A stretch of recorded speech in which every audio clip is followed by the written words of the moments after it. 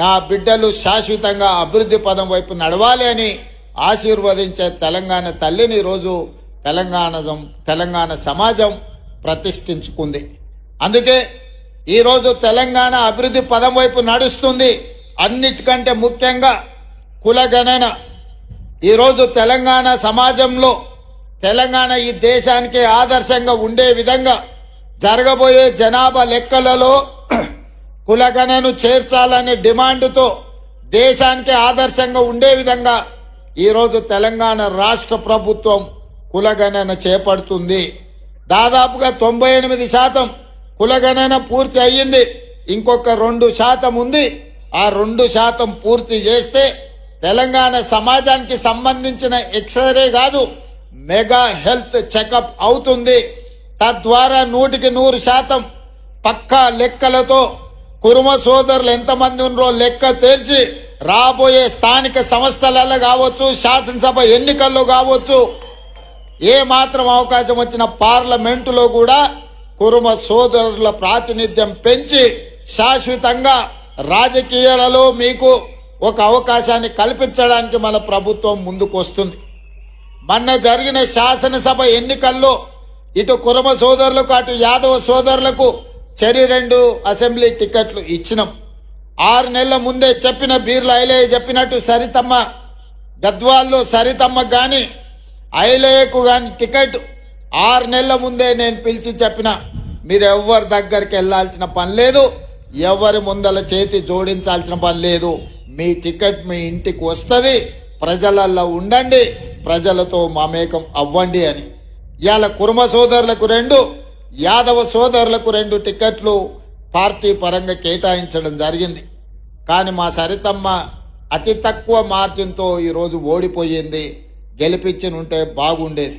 నేను కురుమ సోదరులకు నా సూచన ఒక్కటే, ఎవరికి మీ వాళ్ళకి అవకాశం వచ్చినా మీరందరు కలిసికట్టుగా ఉండి గెలిపించుకున్నప్పుడే మీ ఉనికి మీ మనుగడ కొనసాగుతుంది.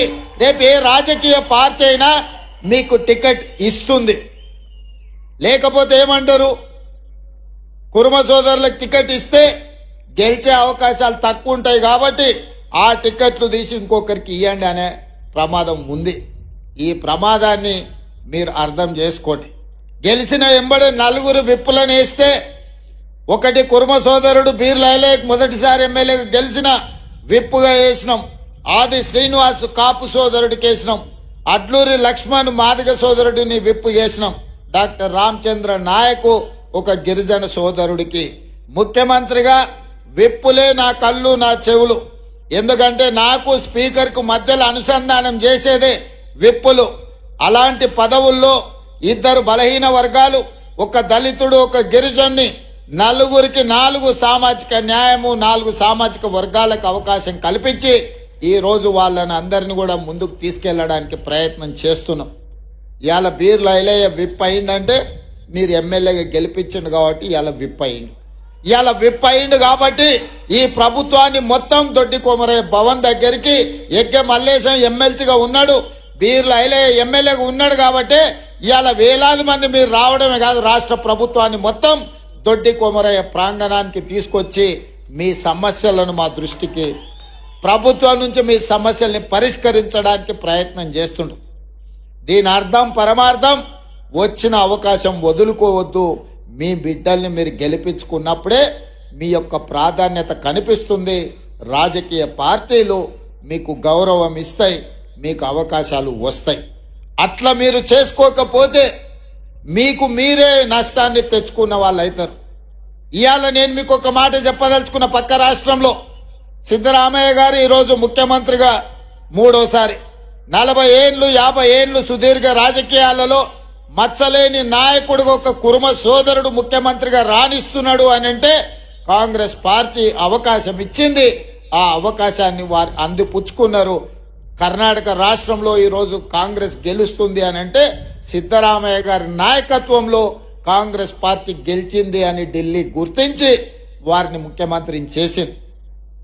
ఇవన్నీ కూడా మీరందరూ మీ వాళ్ళని కాపాడుకున్నప్పుడే ఇది సాధ్యమవుతుంది. ఇవాళ సామాజిక న్యాయం జరగాలి అని అంటే మీ టికెట్లు మీకు వచ్చినప్పుడు మీరు గెలిపించుకోవాలి. కొన్నిసార్లు కొన్ని ఇబ్బందులు ఉంటాయి. మనం రకరకాల వేరే వేరే పార్టీలలో ఉంటాం. కానీ ఓ సందర్భం వచ్చినప్పుడు మన సమాజాన్ని మన సంఘాన్ని గెలిపించుకోవాలంటే మనమందరం కూడా ఏకం కావాల్సిన అవసరం ఉంటుంది. అవకాశాలు వచ్చేవాళ్ళు ఎక్కడున్నా నడుస్తుంది, వర్గాలుగా విడిపోయినా నడుస్తుంది. ఎక్కడున్న వాళ్ళ కొమ్ము గెలిస్తే వాళ్ళు ఒక దిక్కు ఉండాల్సిన పని లేదు. లేక అవకాశం వస్తే మీరందరూ ఒక్క దిక్కున ఉండాలి, ఒక్క పక్కన ఉండాలి. ఆ వచ్చిన అవకాశాన్ని అందిపుచ్చుకోవాలి. అప్పుడే మీరు ఈ సమాజంలో మనుగడ సాధించగలుగుతారు. అందుకే మిత్రులారా, ఇవాళ ఎగ్గే మల్లేశం గారు చాలా విషయాలు అన్ని కలిపి కూడితే తీస్తే లెక్కలెత్తే 10 కోట్లకు కూడా వచ్చేటట్లేవు. మీరు ఎంత అమాయకులో దీన్ని బట్టి అర్థం చేసుకోవచ్చు. ఎన్ని వేల మంది వచ్చారో గన్ని కోట్లు కూడా అడగలే. మీరు అడిగింది ఏది ఈ ప్రభుత్వం కాదనదు. ఈ ప్రభుత్వం మీది. ఎగ్గే మల్లేశం నాకు మంచి మిత్రుడు, బీర్ లైలయ్య మంచి కాంగ్రెస్ పార్టీ నమ్మకమైన నాయకుడు. తప్పకుండా మీ ఏవేవైతే అంశాలు నా దృష్టికి తీసుకొచ్చిండ్రో వాటన్నిటినీ మీకు ఇవ్వడమే కాకుండా ఇంకా భవిష్యత్తులో రాజకీయంగా, ఆర్థికంగా, సంక్షేమ పథకాలలో మీ కోటా మీకు ఇచ్చే ప్రయత్నం చేస్తాం. తప్పకుండా దొడ్డి కొమరయ్య గారి పేరు శాశ్వతంగా ఈ తెలంగాణ సమాజంలో గుర్తుండిపోయే విధంగా ప్రభుత్వం చర్యలు తీసుకుంటుంది. గతంలో రవీంద్ర భారతిలో కార్యక్రమంలో కంచె ఐలయ్య గారి సూచన మేరకే మహిళా యూనివర్సిటీకి చాకలి ఐలమ్మ యూనివర్సిటీ అని పెట్టడం జరిగింది.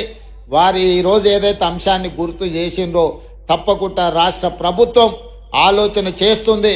సహచర మంత్రివర్గ సభ్యులతోని మాట్లాడి దొడ్డి కొమరయ్య గారి పేరు ఈ తెలంగాణ రాష్ట్రంలో గుర్తుండిపోయే విధంగా కార్యక్రమం తీసుకుంటుందని మీ అందరికీ తెలియజేస్తూ, ఇంత ఆలస్యమైన వేలాది మంది ఇక్కడికి వచ్చేసి కురుమ సోదరులు వాళ్ళ అభిమానాన్ని చాటుకున్నందుకు శాశ్వతంగా